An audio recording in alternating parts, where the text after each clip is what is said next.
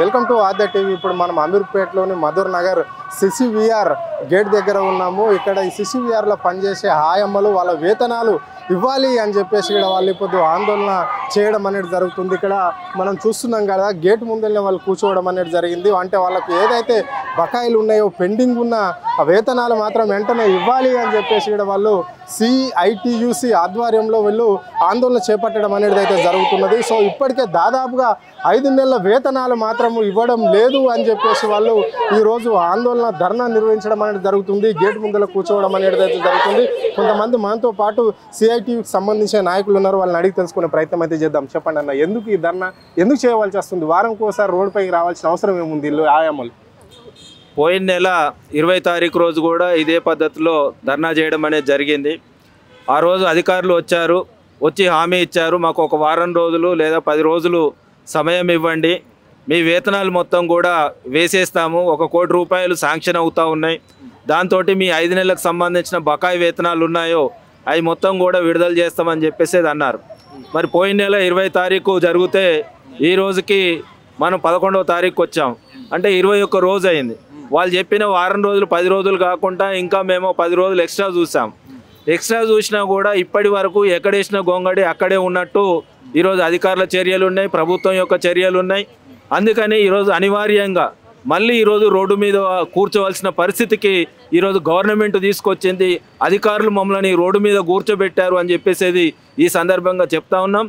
ఎందుకనంటే మేము ఈరోజు చిన్నపిల్లలు, అనాథ పిల్లలు, వాళ్ళకందరికి కూడా సేవ చేస్తున్నాం.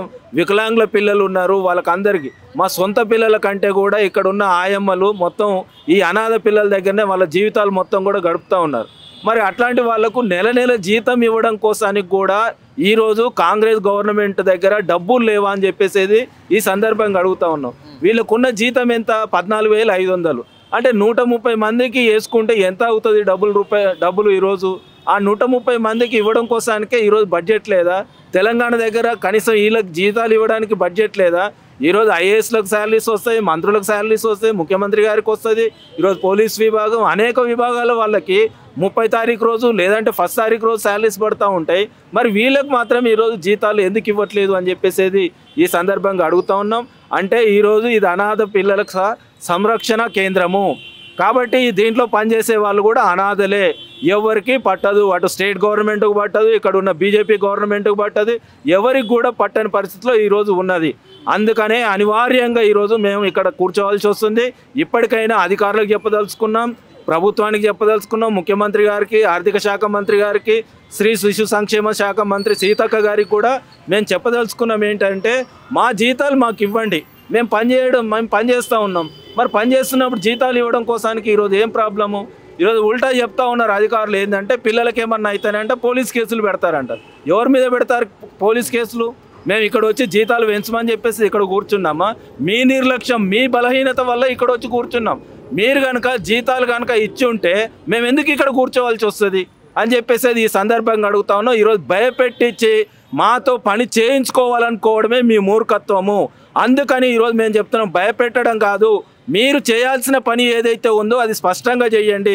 ప్రతి నెల ఈరోజు 1వ తారీఖు లేదంటే 7వ తారీఖు లోపల ఈరోజు జీతాలు ఇచ్చేయండి అని చెప్పేసి ఈ సందర్భంగా అడుగుతా ఉన్నాం. రెండో విషయం ఏంటి అని అంటే ఈరోజు జీతాల కోసానికి అడుగుతూ ఉంటే వీళ్ళందరూ కూడా చెప్తా ఉన్నారు, శిశువిహార్ ఆయమ్మలకు సంబంధించింది అసలు శాలరీ 7,900, మేమేదో దయతలిచి వీళ్ళకి 14,500 ఇస్తున్నామని చెప్పేసి ఈరోజు శిశు సంక్షేమ శాఖ అధికారులు బిల్డప్ చేస్తూ ఉన్నారు. ఆల్రెడీ ఇక్కడ జీవో నెంబర్ 60 ప్రకారం వీళ్ళకు వేతనము 15,600 రూపాయలు ఇవ్వాల్సి ఉంటే వీళ్ళు అట్లా అనడం ఏంటి? మరి అధికారులు ఇట్లా బిల్డప్ ఇచ్చుకోవడము, అధికారులు వాళ్ళ అధీనంలోకి తెచ్చుకోవడం ఇలాంటి పేదవాళ్ళని ఎంతవరకు కరెక్ట్ ఇది?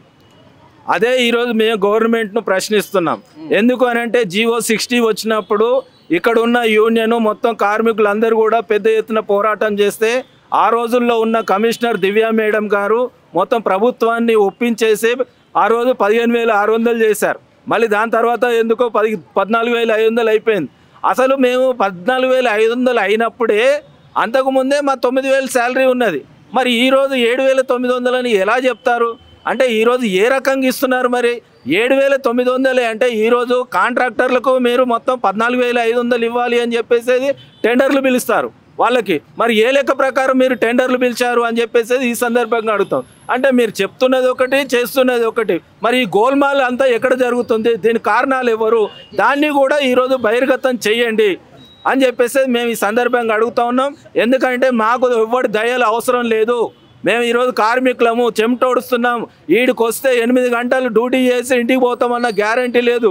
ఒక్కొక్కరు 24 గంటలు 36 గంటలు ఇక్కడే ఉండి ఈరోజు పేషెంట్ ఎవరైతే పిల్లలు ఉన్నారో వాళ్ళకి సేవ చేయాల్సిన పరిస్థితి ఈరోజు వస్తూ ఉన్నది. అందుకని మాకు జీవో 60 ప్రకారం 15,600 కావాలి అని చెప్పేసి ఈ సందర్భంగా అడుగుతా ఉన్నాం. మేము అది వచ్చేంత వరకు కూడా ఈ పోరాటం కొనసాగుతుంది అని చెప్పేసి చెప్పదలుచుకున్నాం. Okay, right. చెప్పండి అన్న, దీన్ని ఎట్లా చూస్తారు మరి? ఆందోళన ఇట్లా చేపట్టుకుంటూ పోతుంటే ఇప్పుడు ఎన్ని నెలలది ఇంకా పెండింగ్ ఉంది? వీళ్ళకు ఇంకా ఎంత వేతనాలు రావాల్సి ఉంటే ఎంతమందికి రావాలి? సిసివిఆర్ యూసఫ్గూడ ప్రాంతంలో 130 మంది పనిచేస్తూ ఉన్నారు. వీళ్లకు 5 నెలల వేతనాలు ఇప్పటి వరకు ఇవ్వలేదు. ఇంతకుముందు ధర్నా చేస్తే పోయిన నెలలో 1 నెలది ఇచ్చారు. ఇప్పుడు 5 నెలలు పెండింగ్ పడతా ఉంది. ఈ పెండింగ్ వేతనాలు ఇవ్వమంటే ఎవరు సరైనటువంటి సమాధానం చెప్పట్లేదు. కాబట్టి మేము ఈరోజు విధులు బహిష్కరించి సమ్మె చేస్తూ ఉన్నాం. అంటే ఈ కాంగ్రెస్ పాలన వచ్చినప్పటి నుంచి 3 నెలలకు ఒకసారి, 4 నెలలకు ఒకసారి, 5 నెలలకు ఒకసారి వేతనాలు తీసుకుంటున్నాం. ప్రస్తుత ప్రభుత్వ పరిస్థితి ఏంటంటే ఎట్లా ఉందంటే, కేసీఆర్ ఏమో తంతల మీద పోతే రేవంత్ రెడ్డి వచ్చి బావిలో పోయినట్టు ఉంది. అంటే తండ్రి తంతల మీద పోతే ఈయన బావిలో బాత్రూమ్ పోయినట్టు ఉంది. అంటే పోయినసారి ఏమో మాకు 14,000 ఇస్తే అది కూడా కనీసం 26,000 ఇవ్వాలి. 14,000 ఇస్తే అదన్నా నెల వచ్చేది. ఇప్పుడేమో ఈయన 14,000 అంటే ఆ ప్రభుత్వం ఇచ్చింది 14,000. కాబట్టి ఇప్పుడు మేము 7,900 ఆయమ్మలకు ఇస్తామని చెప్పి అధికారులు చెప్తా ఉన్నారు. ఇదెక్కడ న్యాయం మరి అని మేము అడిగితే వాళ్ళు ఏ విధమైనటువంటి సమాధానం చెప్పట్లేదు. కాబట్టి కాంగ్రెస్ ప్రభుత్వం వచ్చినప్పటి నుంచి సాలరీలు సిసివిఆర్ ఆయమ్మలకు రావట్లేదు. అంటే కేవలం దీనికే ఈ అమీర్పేటలో ఉన్న, బందూర్ నగర్లో ఉన్న ఈ సిసివిఆర్కి రావడం లేదా ఇంకా మిగతా ఎక్కడన్నా రంగారెడ్డి అక్కడక్కడ చాలా ఉన్నాయి కదా, అవన్నిటికీ ఇదే పరిస్థితి? అంటే హైదరాబాద్లో దీనికే రావట్లేదు. 130 మంది ఉన్నటువంటి సిసివిఆర్కి మాత్రమే మీకు ఏ జీవో లేదు, మేము 14,500 ఇవ్వము, మా దగ్గర బడ్జెట్ లేదని చెప్తా ఉన్నారు.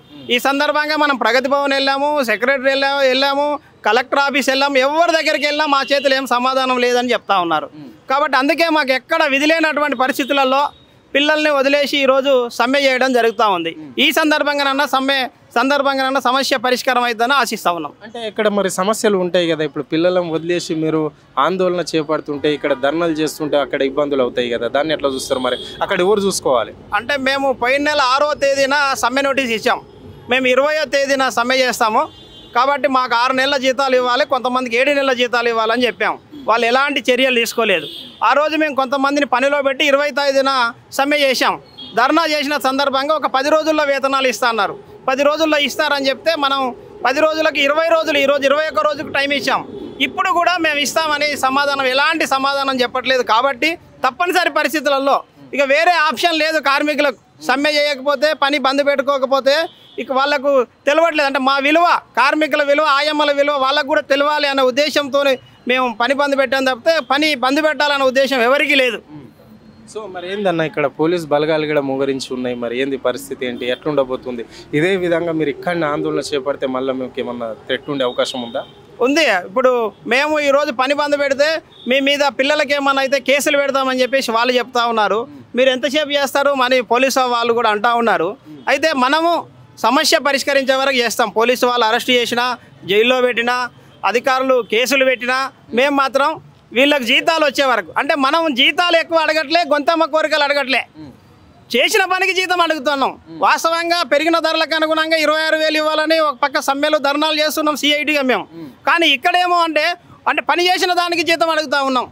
చేసిన దానికి జీతం అడిగేటువంటి పరిస్థితి, అంటే చేసిన పనికి చట్ట ప్రకారం వాళ్ళే ఇవ్వాలి, చట్టం వాళ్ళే అమలు చేయట్లేదు.